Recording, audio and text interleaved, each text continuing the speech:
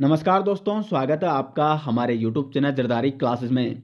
दोस्तों, उत्तराखंड हिस्ट्री का आज ये लेक्चर 2 है, जिसमें हम यहाँ पे चर्चा करेंगे उत्तराखंड के ऐतिहासिक काल के बारे में।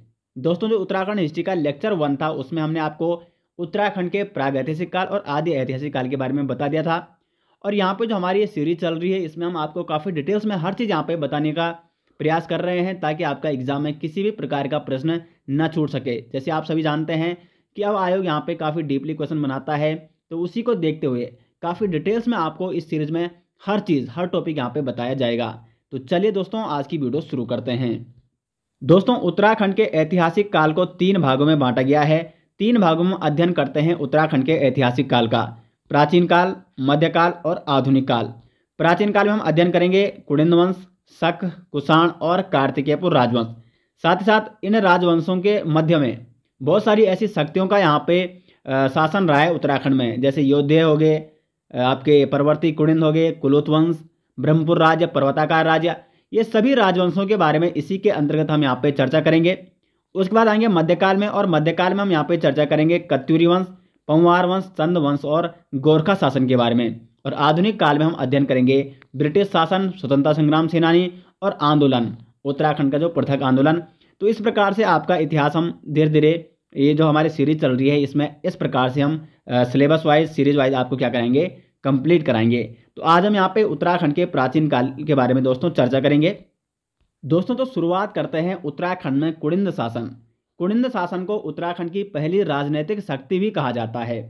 अब कुलिंद शासन के बारे में हमें जानकारी कहाँ से मिलती है?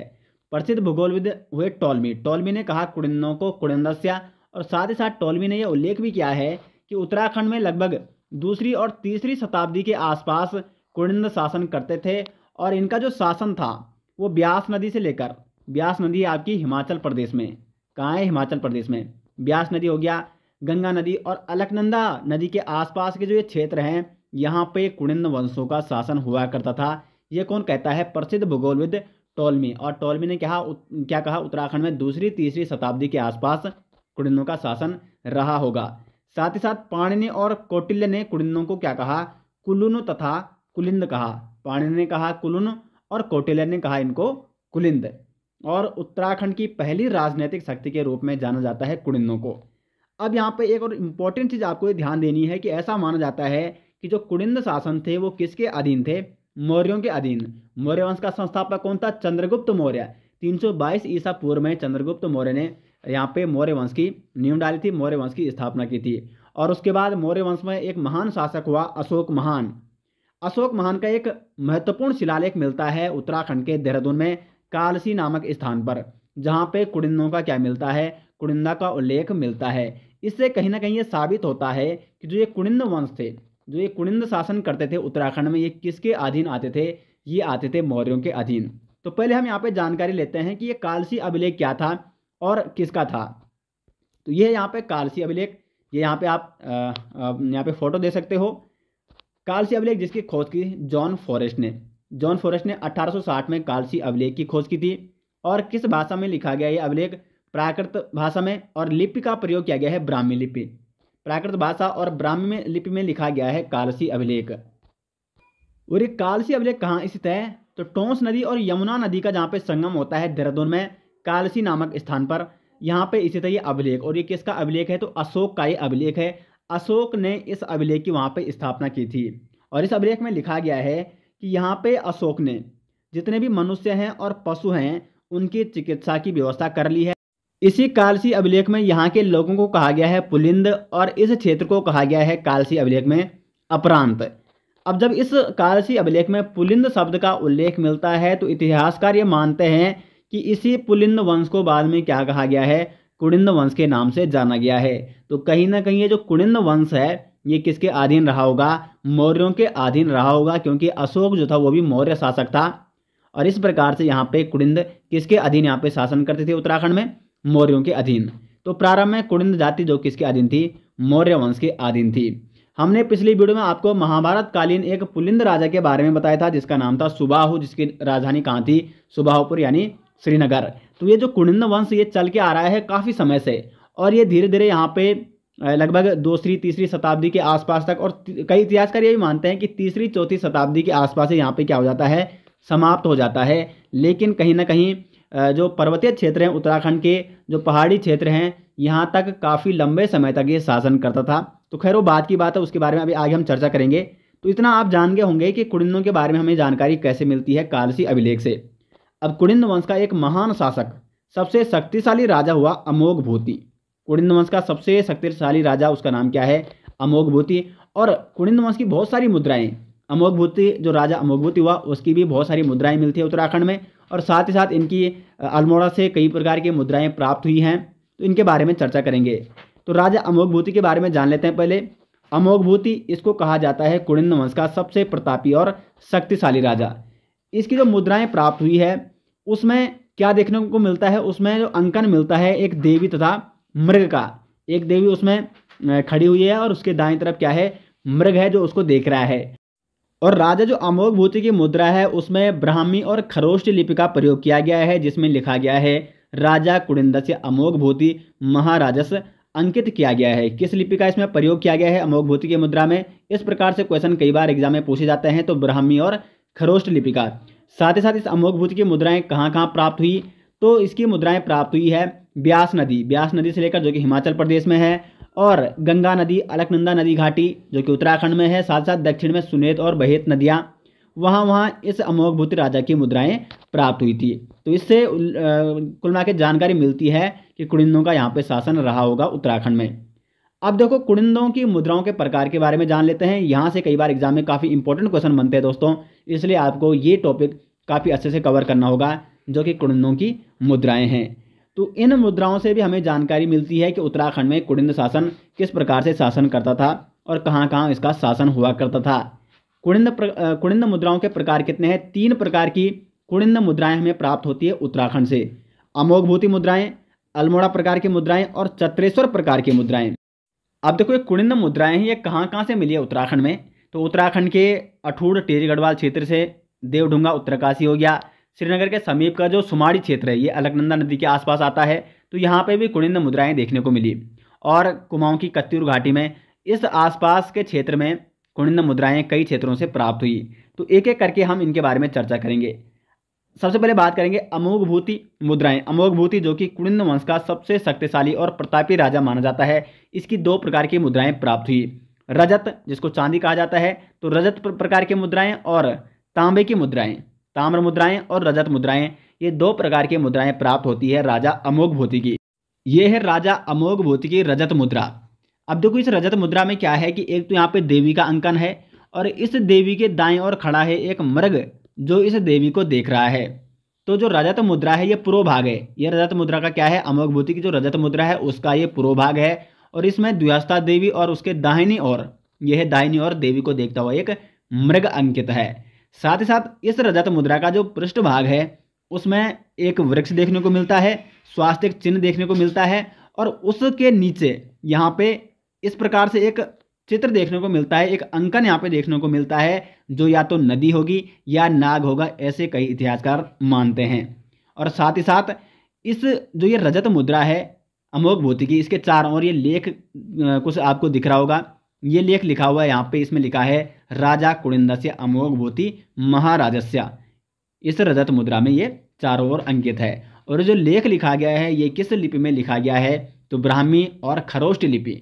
ब्राह्मी और खरोष्ट लिपि में अमोघभूति के रजत मुद्राओं में एक लेख मिलता है, और वो लेख क्या है, राजा कुड़िन्दस्य अमोघभूति महाराजस्य। लिपि आपको दोनों नोट करनी है, ब्राह्मी लिपि और खरोष्ट लिपि। दूसरी जो अमोघभूति प्रकार की मुद्राएं हैं वो है दूसरी मुद्रा ताम्र मुद्रा। और जो ताम्र मुद्राएं ये तांबे की मुद्राएं थी, और इस मुद्रा में भी ब्राह्मी लिपि और खरोष्ट लिपि का ही प्रयोग किया गया है, और साथ ही साथ ये रजत मुद्राओं के ही समरूप थे। यानी इसी से पता चलता है कि जो ये दोनों मुद्राएं हैं ये किसकी थी, अमोघभूति की मुद्राएं थी, क्योंकि दोनों समरूप थी, दोनों एक दूसरे के समान थी, लेकिन अंतर सिर्फ इतना था कि ये थी चांदी की यानी रजत की, और ये थी ताम्र की। बाकी दोनों में वही लेख देखने को मिलता है, और ब्राह्मी लिपि और खरोष्ट लिपि का प्रयोग भी उसमें हुआ है। तो ये है अमोघभूति प्रकार की मुद्राएं, जिससे यहाँ पे उल्लेख मिलता है कि यहाँ पे कुड़िन्न वंश का शासन रहा होगा, जिनका सबसे शक्तिशाली राजा क्या था, अमोघभूति था। उसके बाद अल्मोड़ा प्रकार की मुद्राओं पे आते हैं। ये भी कुनिंद वंश के बारे में जानकारी देती है और अल्मोड़ा प्रकार की मुद्राओं में कुनिंद वंश के 8 राजाओं के बारे में उल्लेख मिलता है। अब इन मुद्राओं में किन किन राजाओं के नाम हैं उनके बारे में जानते हैं। कौन कौन से कुनिंद राजाओं के नाम इन मुद्राओं में उल्लेखित हैं। तो जो अल्मोड़ा प्रकार की मुद्राएं हैं, इनमें से कुछ मुद्राएं प्राप्त हुई ब्रिटिश संग्रहालय लंदन से। यानी ये जो ब्रिटिश संग्रहालय लंदन से जो प्राप्त मुद्राएं हैं, ये भी किस प्रकार की मुद्राएं थी, जिस प्रकार से अल्मोड़ा में प्राप्त हुई। यानी ये भी कहीं ना कहीं अल्मोड़ा से प्राप्त हुई होगी और बाद में इनको ब्रिटिश संग्रहालय में संग्रहित किया होगा। तो ब्रिटिश संग्रहालय लंदन से जो प्राप्त हुई अल्मोड़ा प्रकार की मुद्राएं, इसमें 4 कुनिंद राजाओं के बारे में उल्लेख मिलता है। 4 कुनिंद राजाओं के नामों का उल्लेख मिलता है। शिवदत्त, शिवपालित, हरिदत्त और मगभत्त, ये 4 राजाओं का उल्लेख मिलता है ब्रिटिश संग्रहालय लंदन से प्राप्त हुई मुद्राओं में। दूसरी जो मुद्राएं मिलती है अल्मोड़ा प्रकार की, वो मिली है कत्यूर घाटी से। तो कत्यूर घाटी से 54 मुद्राएं, कत्यूर घाटी से कितनी मुद्राएं प्राप्त हुई, टोटल 54 मुद्राएं। और इन 54 मुद्राओं में से जो एक मुद्रा थी वो थी शिवदत्त की, एक थी आसे की, और जो शेष मुद्राएं थी वो शेष मुद्राएं किसकी थी, गोमित्र की। तो 3 राजाओं का उल्लेख मिलता है कत्यूर घाटी से प्राप्त मुद्राओं में, जिसमें एक मुद्रा शिवदत्त की है, एक आसे की है और एक इसकी, और बाकी सारी मुद्राएं किसकी हैं, गोमित्र की। अन्य जो गढ़वाल से प्राप्त हुई हैं अल्मोड़ा प्रकार की मुद्राएं, इनमें राजा विजयभूति के बारे में उल्लेख मिलता है। राजा विजयभूति का नाम इसमें प्राप्त होता है। और साथ ही साथ एक अन्य राजा हुआ था राजा शिवरक्षित। इसकी मुद्रा डॉक्टर महेश्वर जोशी को कहाँ से मिली, इसी लंदन संग्रहालय से। तो एक और राजा का आप नाम ऐड कर सकते हो, राजा शिवरक्षित। तो कौन कौन सी, टोटल 8 राजा हुए। यहाँ पे हुआ शिवदत्त हो गया नंबर 1, शिवपालित दूसरा हो गया, तीसरा हो गया हरिदत्त, चौथा हो गया मगभत्त, 5वां हो गया यहाँ पे आसेक, और 6ठा हो गया गोमित्र, और 7वां हो गया यहाँ पे राजा विजयभूति, और 8वां हो गया राजा शिवरक्षित। तो ये 8 राजाओं की मुद्राएं कहाँ से प्राप्त हुई, ये 8 राजाओं की मुद्रा विभिन्न क्षेत्रों से प्राप्त हुई, जो कि अल्मोड़ा प्रकार की मुद्राएं कहा जाता है इनको। अब देखो, इन मुद्राओं को अल्मोड़ा प्रकार की मुद्राएं इसलिए कहा जाता है कि जो ये मुद्राएं प्राप्त हुई है ना, ये मुद्राएं जो कत्यूर घाटी से प्राप्त हुई मुद्राएं हैं उन्हीं के समान हैं। अब कत्यूर घाटी आज ये बागेश्वर में स्थित है, लेकिन उस समय बागेश्वर तो अब नया जिला बना है ना, उस समय क्या है, ये अल्मोड़ा के क्षेत्र के ही अंतर्गत आता था, और इसीलिए इन मुद्राओं को कहा गया है अल्मोड़ा प्रकार की मुद्राएं। अब यहाँ पे देखो, तीसरी प्रकार की जो मुद्राएं हैं कुनिंद वंश की, वो है चत्रेश्वर प्रकार अथवा अनाम प्रकार की मुद्राएं।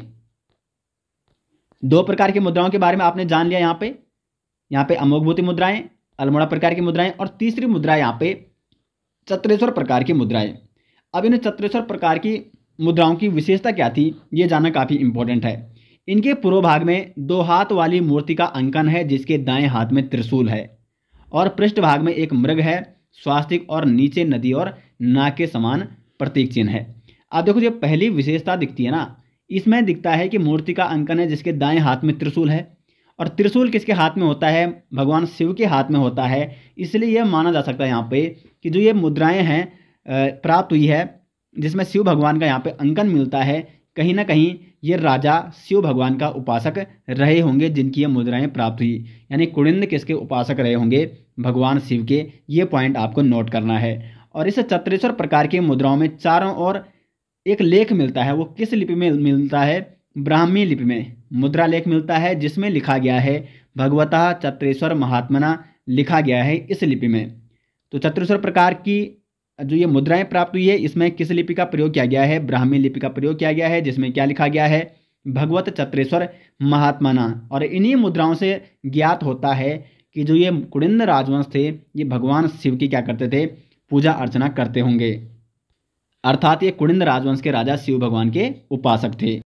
तो इस प्रकार इनकी जो मुद्राएं प्राप्त हुई, जिनसे हमें जानकारी मिलती है कि उत्तराखंड में कुनिंद राजवंश यहाँ पे शासन करता था, और वो उत्तराखंड के मैदानी और पर्वतीय दोनों क्षेत्रों में शासन करते थे, क्योंकि उनकी मुद्राएं उत्तराखंड के पर्वतीय और मैदानी दोनों क्षेत्रों से प्राप्त हुई। अब यहाँ पे सवाल ये उठता है कि इस कुनिंद राजवंश का पतन आखिरकार हुआ कैसे होगा। तो इतिहासकार यही मानते हैं कि जो इस कुनिंद राजवंश का सबसे प्रतापी राजा रहा होगा अमोघभूति, जब उसका पतन हो गया, उसके बाद कुनिंद राजवंश का पतन यहाँ पे शुरू हो गया था, क्योंकि उसके बाद ऐसा कोई शक्तिशाली राजा या प्रतापी राजा इस राजवंश में शायद नहीं आया होगा जो इस राजवंश को आगे बढ़ा सके। तो धीरे धीरे यहाँ पे आए शक, और शकों ने क्या किया कि कुनिंदों के मैदानी क्षेत्रों पर आक्रमण कर दिया और उनको मैदानी क्षेत्रों से कहाँ की ओर भागना पड़ा, पहाड़ों की ओर, पर्वतीय क्षेत्रों में। तो यहाँ पे एक इम्पोर्टेंट पॉइंट मैं आपको ये बता रहा हूँ कि अभी भी उत्तराखंड के पर्वतीय क्षेत्र में कौन शासन कर रहे हैं, तो वो कर रहे हैं कुड़िंद। क्योंकि जब आप पर्वतीय कुड़िंदों के बारे में पढ़ोगे तब इस पॉइंट का आपको वहाँ पे ध्यान करना होगा कि जो कुड़िंद हैं उन्होंने मैदानी क्षेत्र तो छोड़ दिया, क्योंकि मैदानी क्षेत्रों में शकों ने शासन कर लिया है, शकों ने उनको भगा दिया है और वो चले गए हैं पर्वतीय क्षेत्रों में। तो इस पर्वतीय क्षेत्र को अभी यहाँ पे विराम लगाते हैं, क्योंकि इसके बाद कुछ अन्य राजवंशों के बारे में पहले चर्चा करेंगे, उसके बाद बीच में फिर से एक बार कुड़िंदों का उल्लेख आएगा जो आपको ध्यान रखना है। तो जब कुड़िंदों का जो मैदानी क्षेत्र था, क्योंकि पहले कुड़िंद यहाँ पे उत्तराखंड के मैदानी और पर्वतीय क्षेत्र दोनों में शासन करते थे, अब इनके मैदानी क्षेत्रों में शकों ने शासन कर लिया। अब शकों ने जब शासन किया उत्तराखंड में, तो इसकी पुष्टि हमें कैसे मिलती है, मैंने आपको शुरुआत में ही बता दिया था कि जब आप किसी भी राजवंश के बारे में अध्ययन करोगे, किसी भी राजवंश के बारे में पढ़ते हो, तो उस राजवंश का सोर्स क्या है, स्रोत क्या है, मुद्रालेख है, ताम्रपत्र है या मंदिर है, तो उन स्रोतों के बारे में आपको जानकारी लेनी है और वो स्रोत कहाँ से प्राप्त होते हैं, क्योंकि जहाँ से वो स्रोत प्राप्त होते हैं कहीं ना कहीं उसी क्षेत्र में उस राजवंश का क्या रहा होगा, शासन रहा होगा। तो शकों के शासन की हमें पुष्टि मिलती है, कुमाऊं के जितने भी सूर्य मंदिर हैं, सूर्य मूर्तियां हैं, इससे हमें पुष्टि मिलती है कि यहाँ पे शकों ने शासन किया था। इसमें जो सबसे प्रमुख सूर्य मंदिर है वो है आपका कटारमल सूर्य मंदिर, जो कि अल्मोड़ा में स्थित है। और साथ ही साथ ये जो सूर्य मंदिर, जो सूर्य मूर्तियाँ कुमाऊं क्षेत्र में मिलती हैं, ये किस राजवंश के बारे में पुष्टि करते हैं, तो शकों के शासन के बारे में ये सूर्य मूर्तियाँ और सूर्य मंदिर पुष्टि करते हैं कि यहाँ पे शकों का शासन रहा होगा। और आपने देखा होगा सूर्य मंदिर पर्वतीय क्षेत्रों में कम है, अधिकांशतः मैदानी क्षेत्रों में है, या कुछ मैदानी या कुछ तराई क्षेत्रों में है। पर्वतीय क्षेत्रों में सूर्य मंदिर बहुत कम देखने को मिले हैं। उसके बाद यहाँ पे आए कुषाण।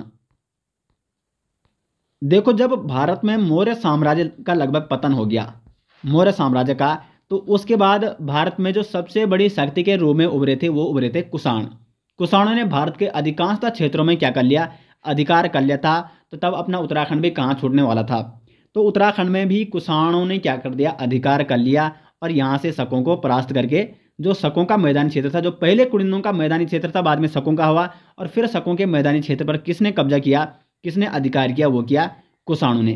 कुषाणों, यहाँ पे भारत में कुषाण वंश की स्थापना का श्रेय जाता है कुजुल कड़फिसस को। उसके बाद आया यहाँ पे वेम कड़फिसस, और कुषाण वंश का जो सबसे शक्तिशाली राजा था वो था कनिष्क।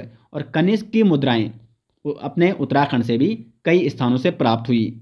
अब जब यहाँ पे कनिष्क क्या बन जाता है, कुषाण वंश का शासक बन जाता है, तो ये काफ़ी प्रसिद्ध शासक था और इसने उत्तराखंड के मैदानी क्षेत्र हो गया और कई तराई क्षेत्रों पर भी आक्रमण किया, और जो मैदानी क्षेत्र में शक थे उनको परास्त किया, और जो तराई क्षेत्र में या पर्वतीय क्षेत्रों में कुड़िंद शासन कर रहे थे तो उनके कुछ भागों पर इन्होंने अधिकार कर लिया और कुड़िंदों को पर्वतीय क्षेत्रों में ही क्या करना पड़ा, संतुष्ट रहना पड़ा। तो इसलिए मैं आपको बता रहा हूँ कि पर्वतीय क्षेत्र में अभी भी कौन शासन कर रहे हैं, कुड़िंद शासन कर रहे हैं। कुषाणों ने इनके तराई और मैदानी क्षेत्रों में अधिकार किया। अब उत्तराखंड में कुषाण शासन की पुष्टि हमें कहाँ से देखने को मिलती है, वीरभद्र ऋषिकेश, ये कुषाणकालीन अवशेषों का प्रमुख स्थल है। उसके बाद मोरध्वज, ये कोटद्वार में है, और गोविषाण जो कि काशीपुर में है। ये तीन प्रमुख स्थान हैं जो कि कुषाणकालीन अवशेषों के प्रमुख स्थल है। ये तीनों आपको नोट करने हैं, वीरभद्र कहाँ है, ऋषिकेश है, मोरध्वज कहाँ है, कोटद्वार है, और गोविषाण कहाँ है, काशीपुर है। साथ ही साथ जो कुषाणकालीन शासक था कनिष्क प्रथम, काफ़ी प्रतापी राजा था, और इसकी स्वर्ण मुद्राएं कहाँ प्राप्त होती है, काशीपुर गोविषाण में। उसके बाद कनिष्क के बाद यहाँ पे शासन करता है हुविस्क, ये भी कुषाणकालीन शासक था, कुषाण वंश का शासन था, और इसकी लगभग 44 स्वर्ण मुद्राएं टिहरी गढ़वाल की मुनि की रेती से 1972 में प्राप्त हुई थी। और उसके बाद आता है यहाँ पे वासुदेव प्रथम, इसकी 5 स्वर्ण मुद्राएं बिजनौर जिले से प्राप्त हुई थी। और उसके बाद वासुदेव द्वितीय आता है जिसकी यहाँ पे 3 स्वर्ण मुद्राएं प्राप्त होती है उधम सिंह नगर जिले के गोविषाण से, यानी काशीपुर से। तो वासुदेव द्वितीय और कनिष्क प्रथम की मुद्राएं आपको गोविषाण काशीपुर से प्राप्त होती हैं। तो इन मुद्राओं से पता चलता है कि उत्तराखंड में किस प्रकार से यहाँ पे कुषाणों ने भी आधिपत्य किया, और इन मुद्राओं से जानकारी मिलती है कि उत्तराखंड के इन क्षेत्रों में ऋषिकेश हो गया, मोरध्वज, कोटद्वार हो गया, काशीपुर हो गया, यानी अधिकांशतः मैदानी क्षेत्रों से ही इनकी, और कुछ टिहरी गढ़वाल के क्षेत्र हो गए, तो इन मैदानी क्षेत्रों में ही इन्होंने क्या किया, आधिपत्य किया, शासन किया, और ये मैदानी क्षेत्रों तक ही और तराई क्षेत्रों तक ही सीमित रहे। इन्होंने पहाड़ी क्षेत्रों पर जाने की ज़्यादा रुचि नहीं दिखाई, पहाड़ी क्षेत्रों पर अधिकार नहीं किया। अब बात करेंगे हम कुषाणोत्तर काल, यानी जब कुषाण वंश का पतन हो गया उसके बाद उत्तराखंड में कौन कौन सी शक्तियाँ का यहाँ पे विकास हुआ, कौन कौन सी शक्तियाँ यहाँ पे उभरी। तो देखो पहले कुषाण वंश का, इससे पहले आपको समझना पड़ेगा कि पतन कैसे हुआ। सबसे शक्तिशाली कौन था? कनिष्क। कनिष्क के बाद कोई ऐसा महान राजा नहीं हुआ, ऐसा प्रतापी राजा नहीं हुआ था जो पूरे भारत में कुषाणों को क्या कर सके, मतलब पूरे भारत में अपना आधिपत्य जमा सके। उसके बाद धीरे धीरे कुषाण वंश का पतन शुरू होने लग गया और उत्तराखंड से भी धीरे धीरे इनका पतन शुरू होने लग गया और इसका फायदा उठाया योद्धेयों ने। माना जाता है, कई इतिहासकार ये भी मानते हैं कि योद्धे पहले कुषाणों के सामंत रहे होंगे और जब उन्होंने देखा कि यहाँ पे कुषाण जो शासन है वो धीरे धीरे समाप्त होने के कगार पर है, तो फिर उन्होंने अपने को क्या किया, स्वतंत्र शासक के रूप में खुद को साबित करने के लिए यहाँ पे उन्हीं के खिलाफ क्या कर दिया, विद्रोह कर दिया होगा और जिन क्षेत्रों में वो कमज़ोर पड़े होंगे उन क्षेत्रों पर आधिपत्य कर लिया। तो उत्तराखंड में योद्धियों ने यहाँ पे क्या कर दिया, आधिपत्य कर लिया और कुषाणों को समाप्त करने में योद्धियों ने किसकी सहायता ली? कुणिंदों की सहायता ली। अब आपके मन में ये सवाल उठ रहा होगा कि कुणिंद वंश तो समाप्त हो गया था मैदानी क्षेत्रों में, कुणिंद वंशों के मैदानी क्षेत्रों में शकों ने शासन किया, उसके बाद वहाँ पे कुषाण आए। लेकिन मैंने वहाँ पे आपको एक पॉइंट बताया कि कुणिंद अभी भी उत्तराखंड के पर्वतीय भागों में क्या कर रहे हैं, शासन कर रहे हैं। मैदानी क्षेत्रों से ये शकों ने भगा देते, इनको कुषाणों ने भी भगा दिया था, लेकिन अभी भी ये पर्वतीय क्षेत्रों में शासन कर रहे थे। तो ये योद्धेयों ने और कुणिंदों ने मिलकर यहाँ पे क्या कर दिया, कुषाण वंश का शासन समाप्त कर दिया। अब देखो योद्धियों का स्रोत क्या है, योद्धियों के बारे में जानकारी कहाँ से मिलती है। तो योद्धियों की ताम्र मुद्रा यहाँ पे प्राप्त हुई और इन ताम्र मुद्राओं में ब्राह्मी लिपि में लिखा गया था योद्धेय गणस्य जया। क्या लिखा था? योद्धेय गणस्य जया। तो ये लिखा गया है, ये शब्द आपको नोट करना है। और कौन सी लिपि में लिखा गया है? ब्राह्मी लिपि में। और मुद्रा किस प्रकार की है? ताम्र मुद्रा। ये है एक योद्धेय सिक्का, ये आप यहाँ पे देख सकते हो। और इसके अग्रभाग में इनके इष्ट देवता कार्तिकेय का चित्रण है। ये है कार्तिकेय का चित्रण, यानी इनके इष्ट देवता कौन रहे होंगे? कार्तिकेय भगवान रहे होंगे। और इनके पृष्ठभाग में एक देवी का चित्रण मिलता है जिसका दाहिना हाथ क्या है? उठा हुआ है। अब ये योद्धेय मुद्राएं हमें कौन से स्थलों से प्राप्त हुई? क्योंकि जिन स्थलों से ये योद्धेय मुद्राएं प्राप्त हुई होंगी कहीं ना कहीं योद्धियों का शासन उन क्षेत्रों में रहा होगा। तो मुद्रा प्राप्त स्थल है मध्य हिमालय के पश्चिमी भाग, शिमला हो गया, कांगड़ा, जौनसार बाबर ये देहरादून का क्षेत्र हो गया, काला डांडा ये गढ़वाल का क्षेत्र हो गया, सहारनपुर। इन क्षेत्रों से हमें इन मुद्राओं की प्राप्त होती है, योद्धियों की मुद्राओं की प्राप्ति। कुषाणोत्तर काल में उत्तराखंड में एक और अन्य राजवंश के बारे में जानकारी मिलती है, परवर्ती कुणिंद। यानी जब कुषाणों का यहाँ पे शासन समाप्त हो गया, अधिकांश क्षेत्रों में योद्धे शासन कर रहे हैं और किसी न किसी क्षेत्र में यहाँ पे परवर्ती कुणिंद भी क्या कर रहे थे? शासन कर रहे थे। तो ये परवर्ती कुणिंद कौन थे? ये वही कुणिंद थे जिनके मैदानी क्षेत्रों में शकों ने शासन किया, उसके बाद कुषाणों ने शासन किया और ये इन पर्वतीय क्षेत्रों में क्या कर रहे थे? शासन कर रहे थे। तो इन पर्वतीय क्षेत्रों में जो कुणिंद शासन कर रहे थे, बाद में इन्हीं को क्या कहा गया? परवर्ती कुणिंद कहा गया। और इनकी मुद्राएं हमें कौन कौन से क्षेत्रों से प्राप्त होती है? दुगट्टा के पास भैंड गांव से, दुगट्टे के पास भैंड गांव हो गया। और इन मुद्राओं से हमें जिन कुणिंद राजाओं के या जिन परवर्ती कुणिंद राजाओं के नाम मिलते हैं वो हैं छत्रेश्वर हो गया, भानु, रावण, ये नाम यहाँ से उल्लेखित मिलते हैं इन मुद्राओं से, जिससे पुष्टि होती है कि ये परवर्ती कुणिंद यानी कुणिंद अभी भी पर्वतीय क्षेत्रों में क्या कर रहे थे? शासन कर रहे थे। उसके बाद कुषाणोत्तर काल में एक और अन्य वंश का उल्लेख मिलता है यहाँ पे, युगसेल वार्षगण गोत्रिया, गोत्रीय वंश का। इस गोत्रीय वंश का जो राजा रहा होगा वो था सीलवर्मन। कौन था इसका राजा? सीलवर्मन। और इसका जो शासनकाल माना जाता है वो 250 यानी 250 से लेकर 300 ईस्वी के आसपास माना जाता है, 250 से लेकर 300 ईस्वी के आसपास।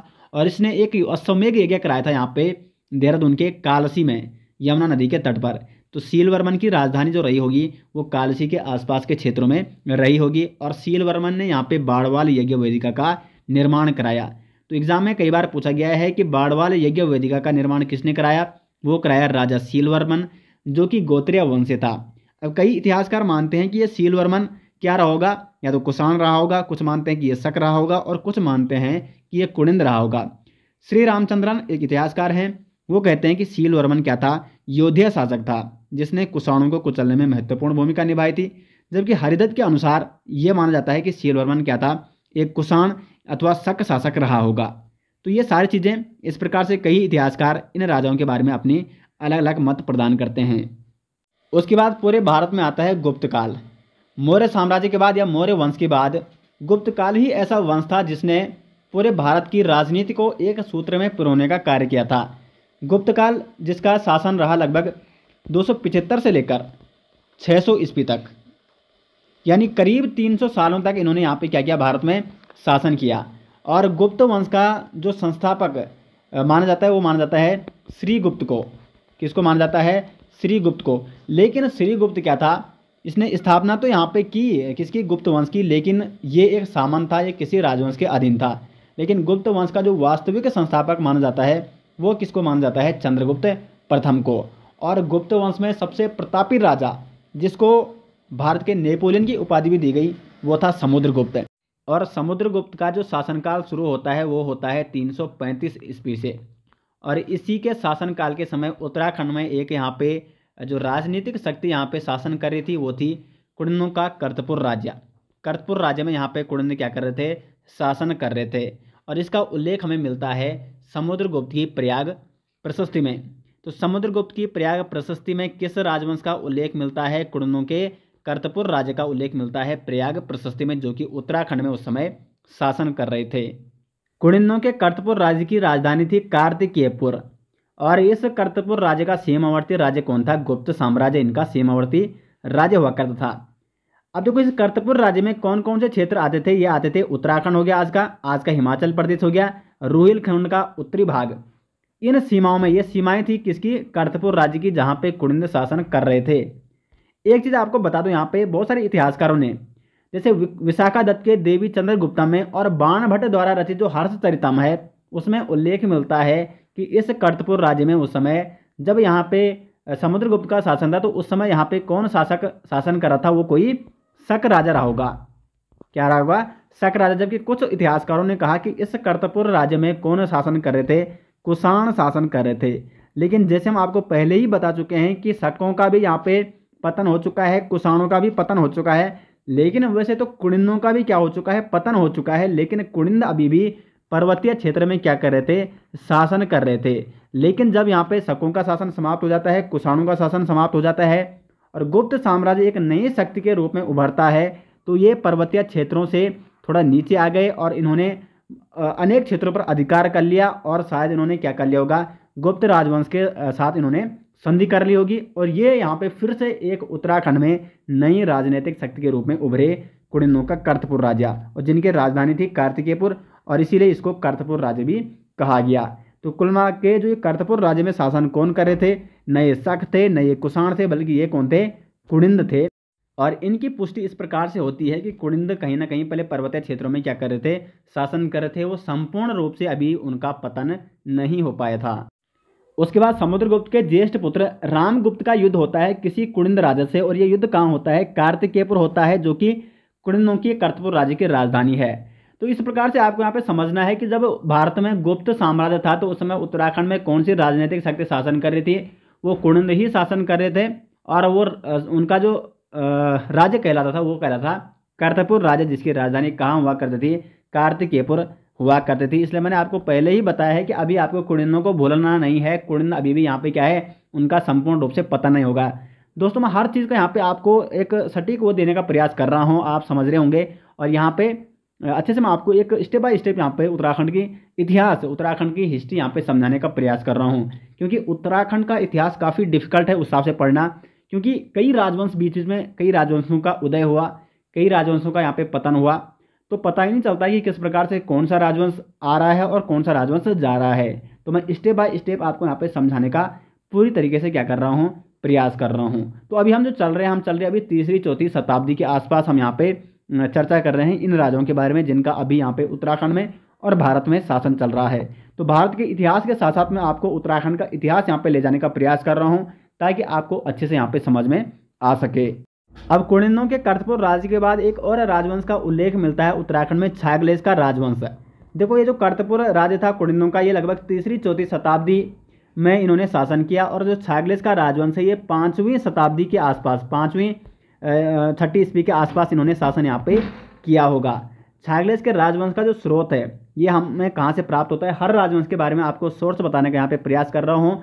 तो छागलेस के राजवंश का उल्लेख या जो स्रोत हमें प्राप्त होता है वो होता है लाखा मंडल शिलालेख, जो कि देहरादून से प्राप्त हुआ। और जो ये छागलेस का राजवंश है, इसका राजा जो छागलेस था वो इस वंश का 8वां राजा था, ऐसा इस लेख में मिलता है, लेख में जानकारी मिलती है। छागलेस से जो पूर्वज नरेश हुए इस वंश में, वो थे नरपति जयदास, गुहेश, अचल, छागलेश दास, रुद्रेश दास। और ऐसा भी माना जाता है कि छागलेश वंश का अंतिम राजा रहा होगा। इस बात की वजह से पुष्टि ज़्यादातर इतिहासकार नहीं करते हैं, कुछ ही इतिहासकार इस बात की पुष्टि करते हैं। लेकिन आपको देखो इंपॉर्टेंट चीज़ क्या है वो आपको नोट करनी है विशेषता।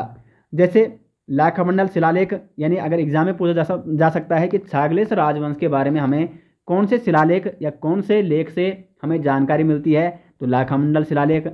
या आपसे पूछा जा सकता है कि जो कर्तपुर राज्य है वहाँ पे कौन शासन करते थे, शक, कुषाण, कुणिंद या योध्या, तो वहाँ पे कुणिंद शासन करते थे। तो इस प्रकार से कई एग्जाम, या आपसे पूछा जा सकता है कि कर्तपुर राज्य का उल्लेख कहाँ मिलता है, तो प्रयाग प्रशस्ति में इसका उल्लेख मिलता है। तो इस प्रकार से आपको उत्तराखंड का क्या पढ़ना है, इतिहास पढ़ना है। उसके बाद छागलेश वंश के बाद एक और नए राजवंश का उल्लेख मिलता है, सिंहपुर का यदु राजवंश। ये इंपॉर्टेंट है क्योंकि यहाँ से कई प्रकार के क्वेश्चन एग्जाम में पहले बन चुके हैं। अब ये जो सिंहपुर का यदु राजवंश है, इसका स्रोत क्या है, तो इसके बारे में हमें जानकारी मिलती है लाखामंडल शिलालेख। लाखामंडल शिलालेख में राजकुमारी ईश्वरा का यहाँ पे एक शिलालेख प्राप्त होता है। देखो ये लाखामंडल का एक स्थान है, ठीक है, देहरादून में एक स्थान है, तो वहाँ पे जो शिलालेख मिला उसी को कहा जाता है लाखामंडल शिलालेख। तो ये जो यदु राजवंश का लाखामंडल शिलालेख ये अलग है, और ये छागलेश के राजवंश का जो लाखामंडल शिलालेख है ये अलग है। दोनों भले ही एक ही स्थान पे प्राप्त हुई है, लेकिन शिलालेख क्या है, अलग अलग हैं। क्योंकि एक स्थान पे तो कई अभिलेख प्राप्त हो सकते हैं ना, या कई शिलालेख प्राप्त हो सकते हैं, मिल सकते हैं, तो इसलिए आपको कन्फ्यूज नहीं होना है। तो लाखामंडल शिलालेख से हमें यदु राजवंश के बारे में जानकारी मिलती है, और इस लाखामंडल में राजकुमारी ईश्वरा का शिलालेख प्राप्त होता है। इस राजकुमारी ईश्वरा के पिता का नाम था भास्कर वर्मन, और पति का नाम था जालंधर राजकुमार श्री चंद्रगुप्त। लाखामंडल अभिलेख में यदुवंशीय राजाओं की राजधानी कहाँ थी, सिंहपुर बताई गई है, और इसीलिए इसको कहा गया है सिंहपुर का यदु राजवंश। और ये किसका लाखामंडल में, इस प्रकार से क्वेश्चन बन चुका है पहले कि लाखामंडल में किसका शिलालेख मिला है, तो ऑप्शन में शायद राजकुमारी ईश्वरा, इस प्रकार से क्वेश्चन पहले भी बन चुका है यहाँ से। तो आपको इसलिए यहाँ पे हर चीज़ बताने का प्रयास किया जा रहा है। और ये जो लेख था ये लगभग 6वीं 7वीं शताब्दी के आसपास का रहा होगा। अधिकांशतः इतिहासकार इसको 6वीं शताब्दी का मानते हैं कि जो राजकुमारी ईश्वरा का ये शिलालेख प्राप्त हुआ लाखामंडल में, ये 6वीं शताब्दी का शिलालेख था। अब देखो राजकुमारी ईश्वरा ने एक तो यहाँ पे लेख खुदवाया था, लेख लिखवाया था, और एक यहाँ पे शिव मंदिर का निर्माण भी किया था। तो लाखामंडल में शिव मंदिर का निर्माण, ये शिव मंदिर है, इसका निर्माण किसने किया था, किसने कराया था, राजकुमारी ईश्वरा ने। उसके बाद यहाँ पे नाग राजवंश का उल्लेख मिलता है, ये भी इंपॉर्टेंट है दोस्तों। और नाग राजवंश के बारे में पुष्टि कहाँ से होती है, गोपेश्वर त्रिशूल लेख। यानी नाग राजवंश का जो स्रोत है वो है गोपेश्वर का त्रिशूल लेख। गोपेश्वर के त्रिशूल लेख में हमें जानकारी मिलती है कि उत्तराखंड में नाग राजवंश का आधिपत्य रहा होगा। और इस गोपेश्वर त्रिशूल लेख में 4 नागवंशी राजाओं के नाम उल्लेखित हैं। 4 नागवंशी राजा कौन कौन से हैं, स्कंदनाग, विभुनाग, अंशुनाग और गणिपतनाग। ये 4 राजाओं का उल्लेख मिलता है गोपेश्वर त्रिशूल लेख में, जिससे इस बात की पुष्टि होती है कि उत्तराखंड में भी नाग राजवंश ने क्या किया, शासन किया था। और ये जो नाग राजवंश है इसका शासन यहाँ पे ऐसा माना जाता है कि 6वीं और 7वीं शताब्दी के आसपास रहा होगा। और ये भी माना जाता है कि अब जाके संपूर्ण रूप से जो कुणिंद थे वो भी लगभग समाप्त हो गए हैं, क्योंकि नाग राजवंश का जो उल्लेख मिलता है, नाग राजवंश ने उत्तराखंड के पर्वतीय क्षेत्रों में भी क्या किया, शासन किया। तो जो पर्वतीय क्षेत्रों में कुणिंद एक शक्ति के रूप में अभी भी शासन कर रही थी, वो भी लगभग उसका भी यहाँ पे क्या हो गया, समापन हो चुका है।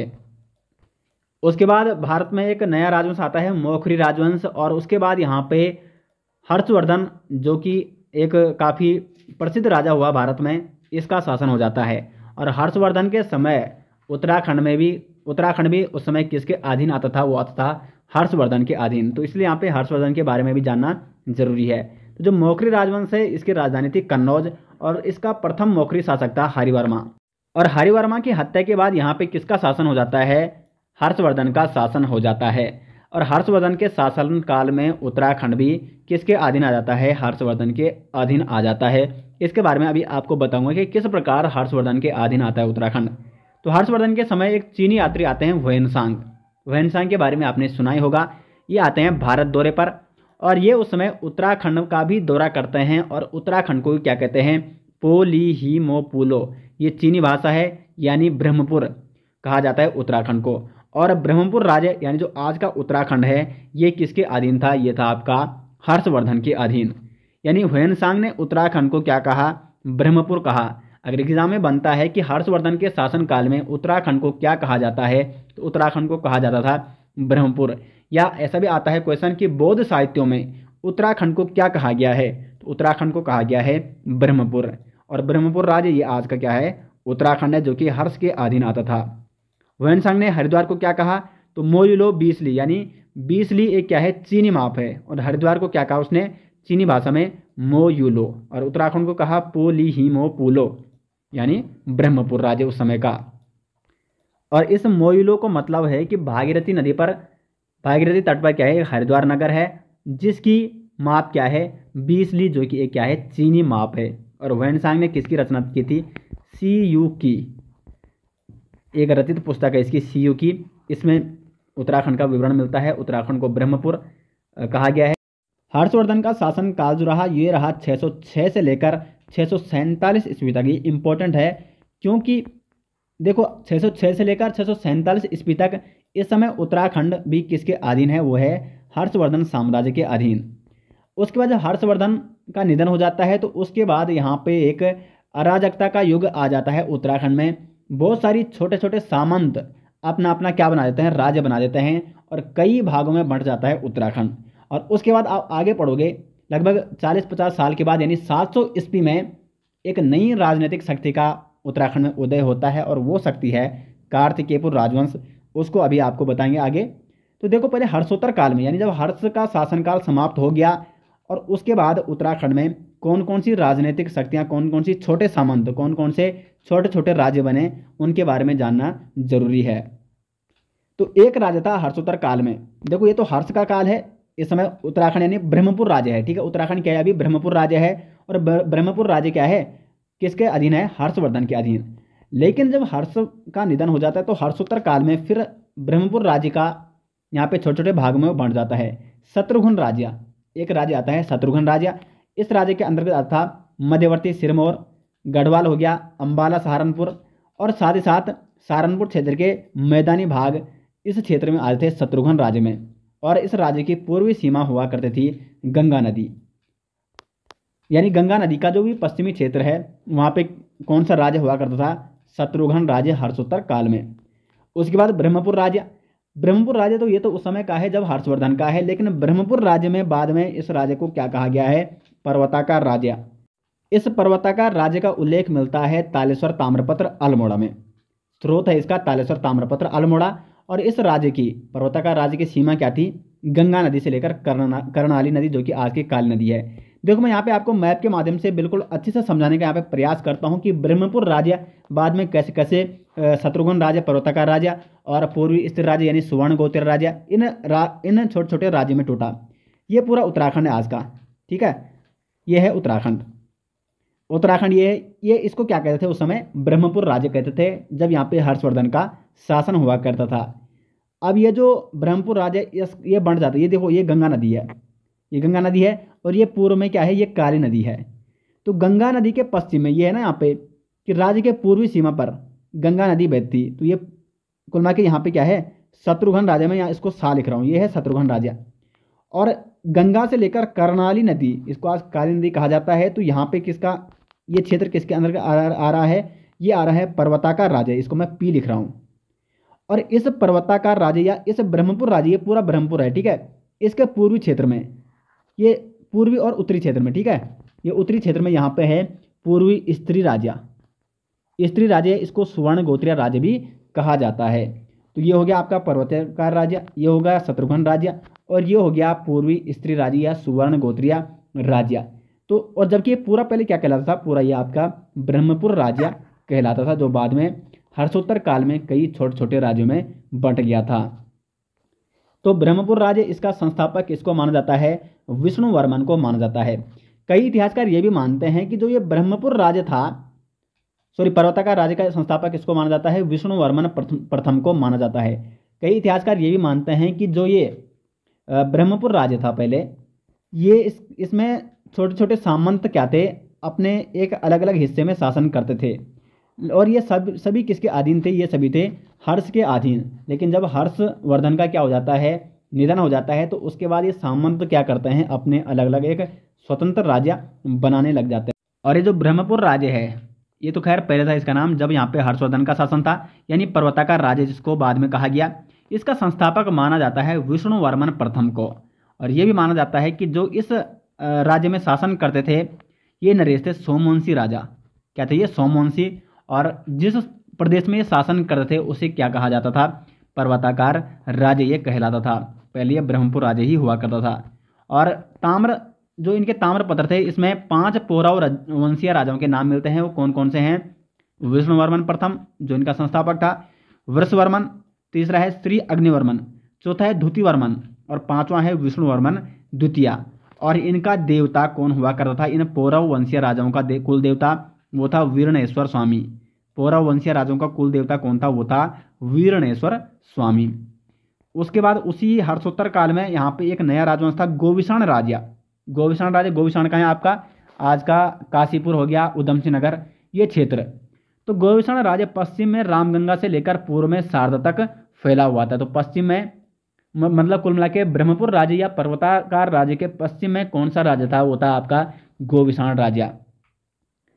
और ब्रह्मपुर राज्य गोविषाण राज्य के उत्तर में स्थित था, यानी गोविषाण, ये है गोविषाण राज्य, ठीक है, गोविषाण राज्य। और यहाँ पे है ब्रह्मपुर, ब्रह्मपुर राज्य। तो ये है आपका, ये पश्चिम हो गए, ये आपका हो गया उत्तर में। तो ब्रह्मपुर राज्य ये गोविषाण राज्य के कहाँ था? उत्तर में था। अभी मैं आपको दोबारा एक बार मैप बताऊंगा पूरा, ये इन सभी कुलमा के जो भी ये राज्य हैं। और कनिंगम के अनुसार यह राज्य नैनीताल के भाबर तराई क्षेत्र यानी आज के काशीपुर में और रामपुर में स्थित था। और उसके बाद एक जो चौथा राज्य था वो था यहाँ पे सुवर्ण गोत्रीय राज्य। ये राज्य पूर्वी स्त्री राज्य भी कहलाता था। तो एग्जाम में बन सकता है कि ब्रह्मपुर राज्य के उत्तर में कौन सा राज्य था? तो वो था पूर्वी स्त्री राज्य या सुवर्ण गोत्र राज्य। और हर्षवर्धन के समय ये एक स्वतंत्र राज्य हुआ करता था, यानी ये ब्रह्मपुर राज्य के अंतर्गत नहीं आता था। और यह राज्य ब्रह्मपुर राज्य के उत्तर में स्थित था। अब आपको मैं एक बार मैप यहाँ पे बना के दिखा देता हूँ। ये है यहाँ पे ब्रह्मपुर राज्य या ये उत्तराखंड है आज का। ये गंगा नदी बह रही है और ये है आपकी काली नदी। तो गंगा नदी के पश्चिम में यहाँ पे किस राजवंश का शासन है? तो यहाँ पे है आपका शत्रुघ्न राज्य। मैं यहाँ पे यस लिख रहा हूँ, ये है शत्रुघ्न राज्य। यहाँ पे गंगा नदी से कर्नाली नदी यानी काली नदी तक यहाँ पे है ब्रह्मपुर राज्य, या जो क्या कहलाता है पर्वताकार राज्य। बी से ब्रह्मपुर राज्य, पी से पर्वताकार राज्य। इसके उत्तर में है पूर्वी स्त्री राज्य या सुवर्ण गोत्रीय राज्य भी इसको कहा जाता है, सुवर्ण गोत्र राज्य या पूर्वी स्त्री राज्य। पी एस में यहाँ पे लिख रहा हूँ। और पश्चिम में है इसके कौन सा राज्य है? गोविषाण राज्य। जी मैं यहाँ पे लिख रहा हूँ। तो उस समय उत्तराखंड का मैप इस प्रकार से था। तो यहाँ पे इस प्रकार से आप अपने कॉपी में बना सकते हो मैप याद करने के लिए। तो ये एग्जाम में बन सकता है इस प्रकार से भी क्वेश्चन। अगर ज़्यादा डीप पूछा गया तो पूछा जा सकता है कि ब्रह्मपुर राज्य या पर्वताकार राज्य के पश्चिम में कौन सा राज्य था, उत्तर में कौन सा राज्य था और दक्षिण में कौन सा राज्य था। इस प्रकार से क्वेश्चन बन सकते हैं। तो दोस्तों आज हमने यहाँ पे काफ़ी राजवंशों के बारे में, जो कि उत्तराखंड में छोटे छोटे राजवंश या बड़े बड़े राजवंश, कुड़िन हो गया, कुड़िन राजवंश हो गया, और उसके बाद गुप्त काल में किस प्रकार से उत्तराखंड में कौन कौन सी शक्तियाँ थीं, और साथ ही साथ हर्षोत्तर काल में किस प्रकार से यहाँ पे उत्तराखंड छोटे छोटे राज्यों में विभाजित हुआ था।